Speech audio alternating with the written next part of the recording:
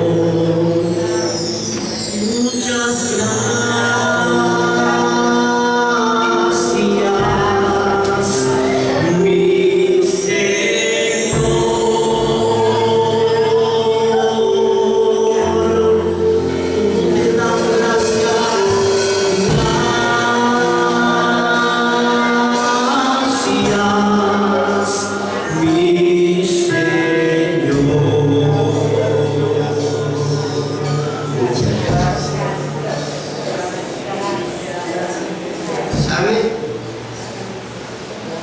En el Evangelio de San Juan,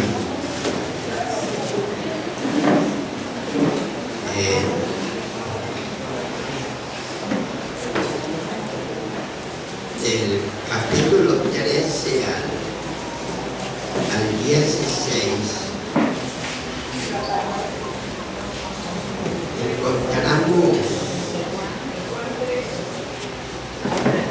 el capítulo 13, encontramos una serie de cosas muy interesantes, pero me gustaría en este día que cojamos el versículo 15, capítulo 13, para poder entrar un poco en la dimensión.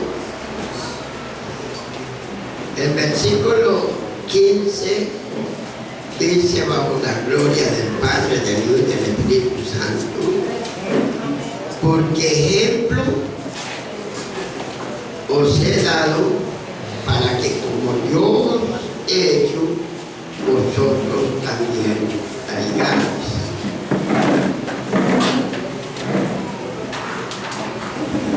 Puede sentarse, dándole la honra y la gloria, la alabanza, la exaltación, todo lo que le pertenece a Dios es alabanza. El capítulo 13 en adelante comienza prácticamente este periodo de promesas. Se mueven aproximadamente 24 horas, un día completo, y es cuando el Señor llega al aposento para estar con sus discípulos. En el aposento era un lugar, unos lo tenían como hoy decir una casa de eventos, era para reunir cuando movía un grupo de personas, llegaban a las fiestas y la familia era demasiado grande, pues alquilaban un lugar de esos espacioso y allí hacían sus reuniones, ahí se quedaban y participaban de las fiestas durante esos días, eso lo alquilaban. Otros lo tenían porque era un lugar donde se reunían toda la familia y lo tenían allí como reserva para cuando estuviera toda la familia, allí compartían, ahí se sentaban, debatían, estaban tiempo. Pero el Señor envió y entró en aquel aposento, tal vez fue alquilado, sin querer, según los rasgos de que alquiló ese lugar para estar con sus discípulos.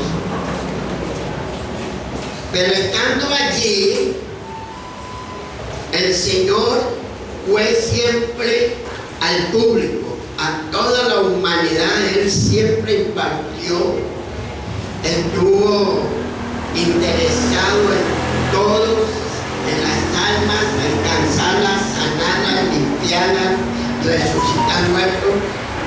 Pero las 24 horas antes de ser crucificado, lo último, se dedicó a sus apóstoles, a sus discípulos.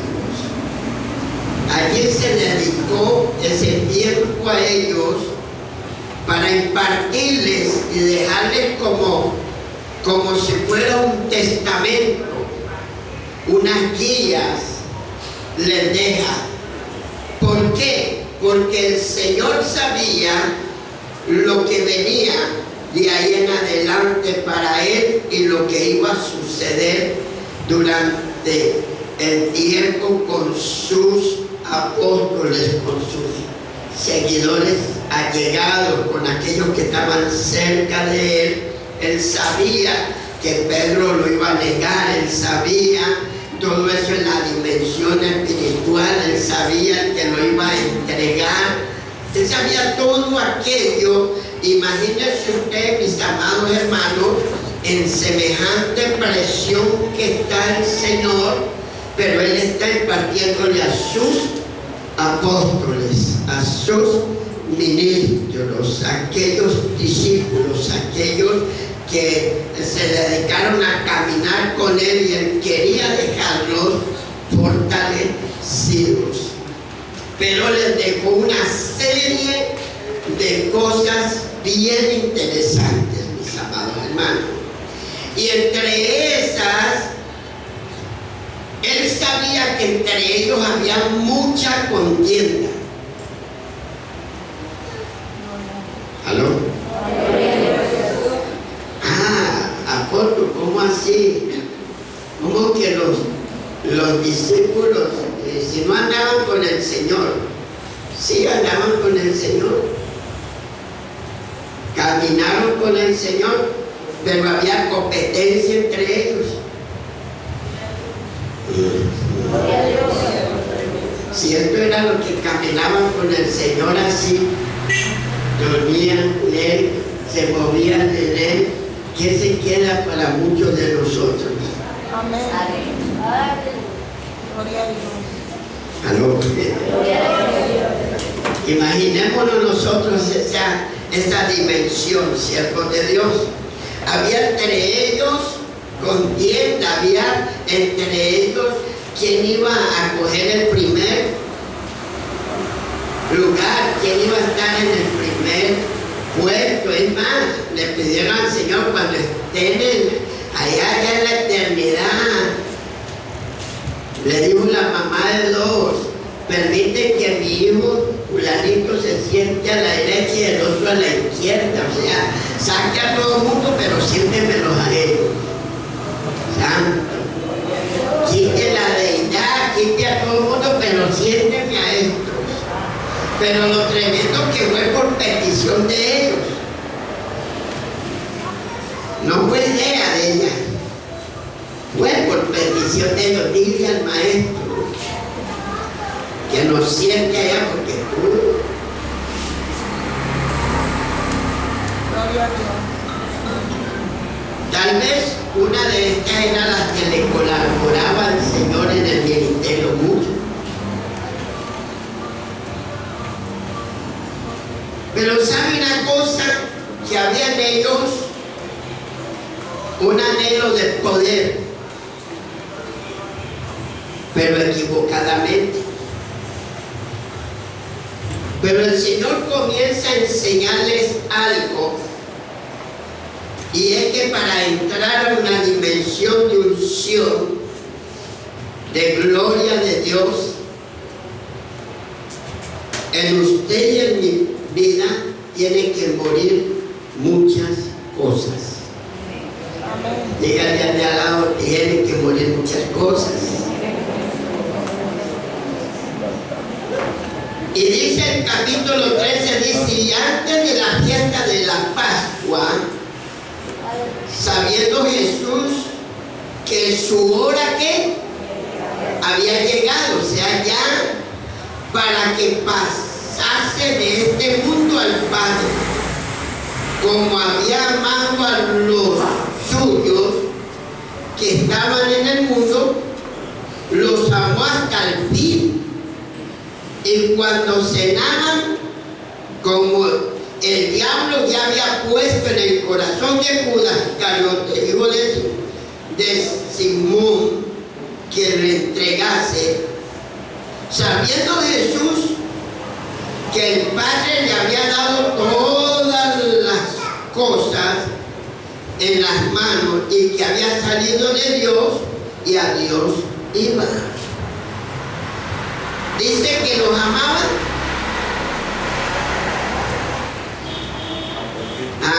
¿amaba a quién? A sus discípulos.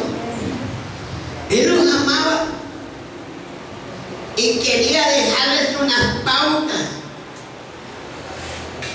Él sabía que ya iba a ir al Padre, que ya se le faltaban unas cuantas horas.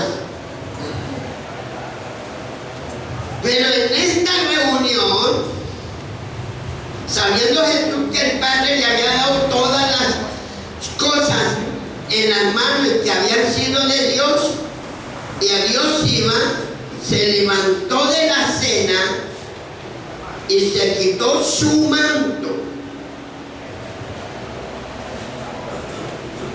Tomando una toalla, se la ciñó y luego puso agua en un lebrillo y comenzó a lavar los pies de los discípulos y a enjugarlos con la toalla con que estaban ceñidos. Se les había olvidado los dueños del aposento, se les había olvidado o ninguno le había prestado atención a esto, que en ese tiempo caminaban por las calles desiertas y que uno de los protocolos que tenía que suceder es que cuando una persona llegaba a algún lugar, alguien o un siervo, y se piensa, creen los estudiosos, que el siervo que se encargaba de lavar los pies a las visitas, a todo el que le llegan, era uno de los siervos menos significantes. O sea que ese era un trabajo, para ellos era como un trabajo aislado, que no valoraba nada, ninguno. Y ninguna persona quería tener ese trabajo. Ninguno. Porque muchas veces la mayoría de las personas, aunque eran siervos, querían puestos importantes. Pero no ese. Porque en ese le tocaba que rendirse la persona y doblegarse para lavar los pies de los demás, aquellos pies polvorientos, sucios. Tal vez muchos de estos, muchas sandalias llegaban con malos olores, habían pisado cosas desagradables, inmundas. ¿Sabe por qué no querían? Porque pisaban inmundicia permanentemente, y la persona que le tocaba doblegarse allí a hacer ese trabajo aparentemente se contaminaba muchas veces. ¿Cuánto están entendiendo? Porque ellos no se podían, recuérdese usted, acercar a nada inmundo. Entonces ninguno quería, pero los siervos lo hacían. Entonces, ¿qué hace el Señor? El Señor llega a su reunión y lo primero que Él hace es comenzar a lavarle los pies a sus discípulos. Y comienza su enseñanza. ¿Cuántos queremos morir al yo? ¿Cuántos queremos que Dios, en su misericordia, en su amor, nos respalde de una manera poderosa, gloriosa, grande, con una unción especial? Pero antes de eso, el corazón de muchos de nosotros tiene que ser mudado, tiene que ser quebrantado. El Señor se levantó y comenzó a lavar los pies de sus apóstoles. Tanto que Pedro, como siempre era así arrebatadito, le dice al Señor que no. No, a mí no me vas a lavar los pies. Yo no soy digno, a mí no. El Señor le dice, deja, porque si no lo haces tú, no vas a poder entrar. Cuando alabamos al Señor. Y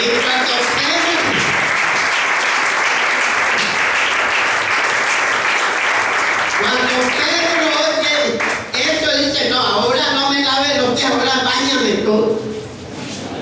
El hombre era un poco aceleradito, ¿verdad, hermano? ¿Cuántos creen que a veces nosotros también somos lo mismo? ¿Tomamos qué? Decisiones a la ligera. Tomamos, nos aceleramos, después nos metemos en problemas, después queremos. Entonces, ¿qué hace el Señor? ¿Por qué el Señor comienza a llevarlos a esa dimensión? Porque Él sabía que si los dejaba sin ampliarles esta dimensión, iba a dejar un grupo más bien en vez de ver la gloria de Dios, llenos de conflictos. ¿Por qué conflictos? Porque entre ellos se formaban permanentemente ¿qué? Contienda. ¿Saben cuál es el problema a veces de mucha gente en la iglesia que andan buscando la iglesia? A ver, ¿cómo es? ¿La iglesia qué? Donde lo único que deben de entrar es ángeles y angelitas. Santo. Donde la gente piensa y cree que la congregación va a encontrar a todo el mundo ya. Y no es así. Aleluya. Lo primero que hay que aprender es eso. Que la única parte donde usted y yo vamos a ser perfectos, donde usted y yo no vamos a estar cometiendo semejantes horrores